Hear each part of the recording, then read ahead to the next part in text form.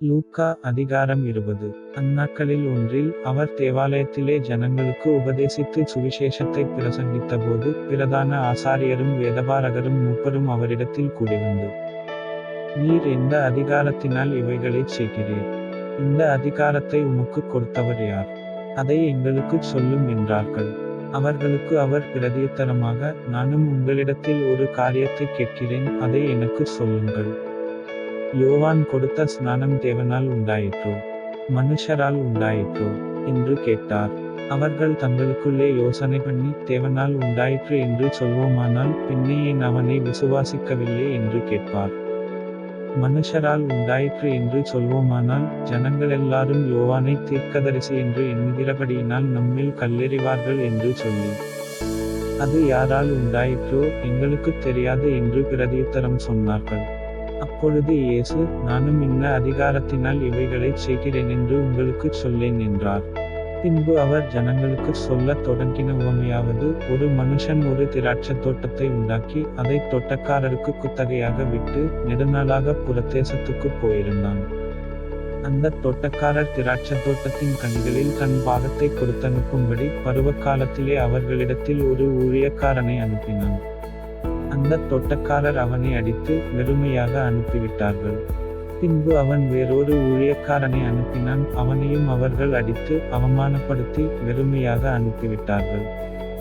அவன் மூன்றாந்தரமும் ஒரு ஊழியக்காரனை அனுப்பினான். அவனையும் அவர்கள் காயப்படுத்தி துரத்திவிட்டார்கள்.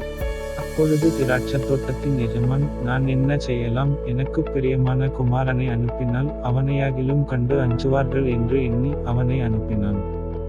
தோட்டக்காரர் அவனை கண்டபோது, இவன் சுதந்தரவாளி, சுதந்தரம் நம்முடையதாகும்படிக்கு இவனை கொல்லுவோம் வாருங்கள் என்று ஒருவரோடொருவர் சொல்லிக்கொண்டு அவனை திராட்சத் தோட்டத்திற்கு புறம்பே தள்ளி கொண்டு போட்டார்கள்.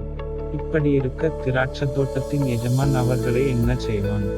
அவன் வந்து அந்த தோட்டக்காரரை சங்கரித்து திராட்சத் தோட்டத்தை வேறு தோட்டக்காரரிடத்தில் கொடுப்பான் அல்லவா என்றார். அவர்கள் அதை கேட்டு, அப்படியாகாதிருப்பதாக என்றார்கள்.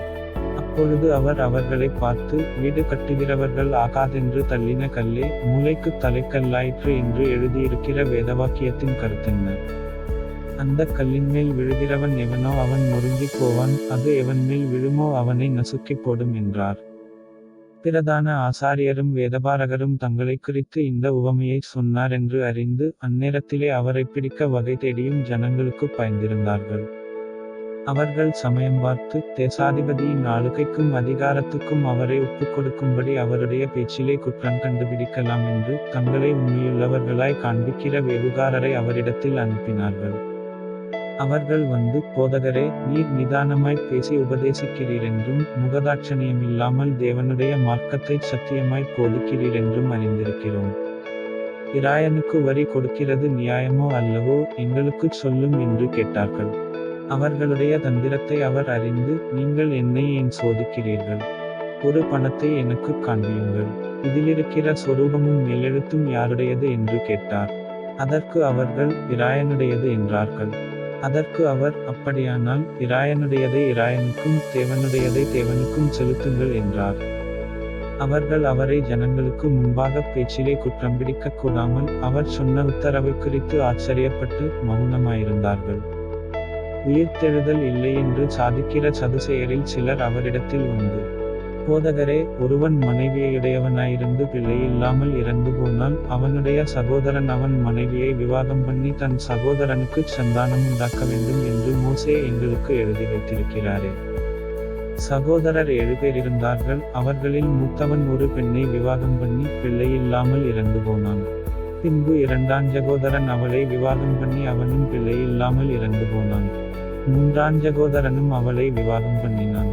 அப்படியே 7 பேரும் அவளை விவாகம் பண்ணி பிள்ளை இல்லாமல் இறந்து போனார்கள்.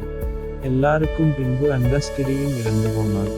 இவ்விதமாய் 7 பேரும் அவளை விவாகம் பண்ணியிருக்க உயிர்த்தெழுதலில் அவர்களில் எவனுக்கு அவள் மனைவியாயிருப்பாள் என்று கேட்டார்கள். இயேசு அவர்களுக்கு பிரதியுத்தரமாக, இந்த பிரபஞ்சத்தின் பிள்ளைகள் பெண் கொண்டும் பெண் கொடுத்தும் வருகிறார்கள். மறுமையையும் மரித்தோரிலிருந்தெழுந்திருக்குதலையும் அடைய பாத்திரராக எண்ணப்படுகிறவர்களோ பெண் கொள்வதும் இல்லை பெண் கொடுப்பதும் இல்லை. அவர்கள் இனி மரிக்கவும் மாட்டார்கள், அவர்கள் உயிர்த்தெழுதலின் பிள்ளைகளானபடியால் தேவதூதருக்கு ஒப்பானவர்களுமாய் தேவனுக்கு பிள்ளைகளுமாயிருப்பார்கள்.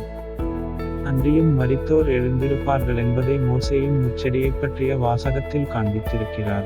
எப்படியெனில் கர்த்தரை ஆபிரகாமின் தேவனென்றும் ஈசாக்கின் தேவனென்றும் யாக்கோபின் தேவனென்றும் சொல்லியிருக்கிறார்.